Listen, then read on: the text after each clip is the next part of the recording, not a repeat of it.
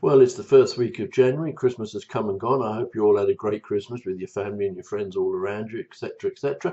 I did pick up on the fact that Della Hudson's daughter made 100 mince pies. Well done to her.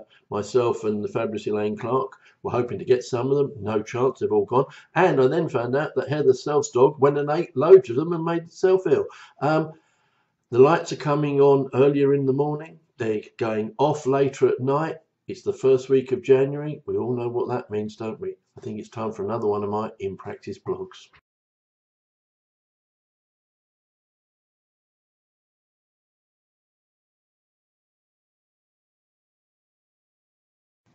As I say, it's the first week of January, and we've got some interesting information from HMRC regarding tax returns.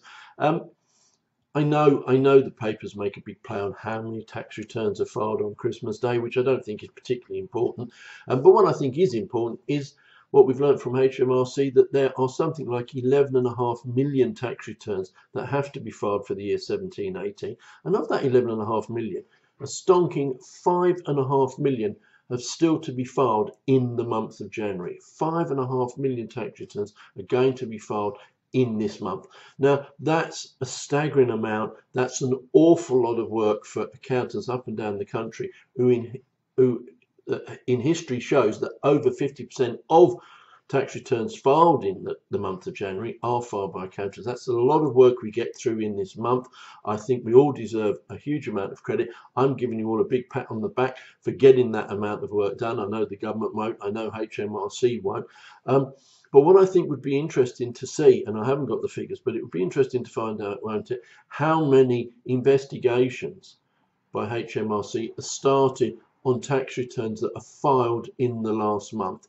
If they believe that timing of returns, which is what they're saying, they're talking about with MTD that, all the pressure is making part of errors. If they genuinely believe that, they should be concentrating their fire, one would think, on tax returns that are filed in the last month.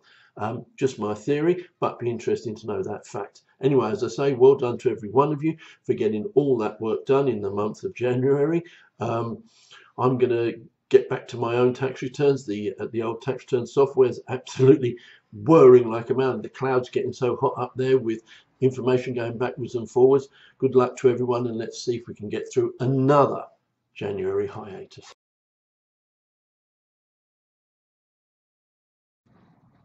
January is a special month, isn't it? It has almost unique pressures for accountants, and members say to me, what do you say to clients that bring their records in January, even later than the first week of January, despite being chased for the information throughout the year? First thing I say to all our members is, well, actually, I don't personally say anything to these people because I don't talk to those clients in the month of January. We're too busy, and we literally do not have the time, and I will not spend the time talking to them.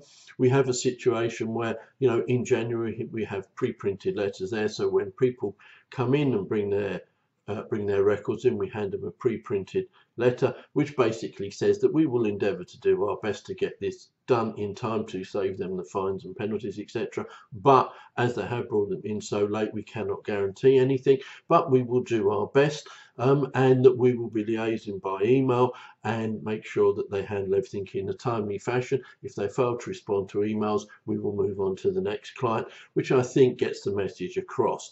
I think it's a good system. Maybe you want to think of implementing that yourself. Obviously, the answer is to reduce those numbers and get the stuff in much earlier.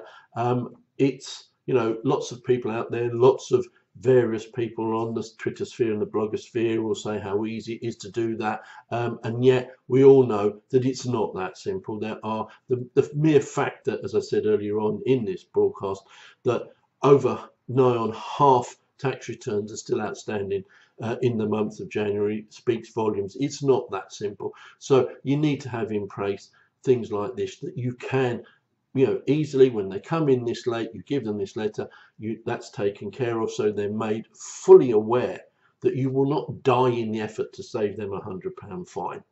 Anyway, good luck with getting through this month.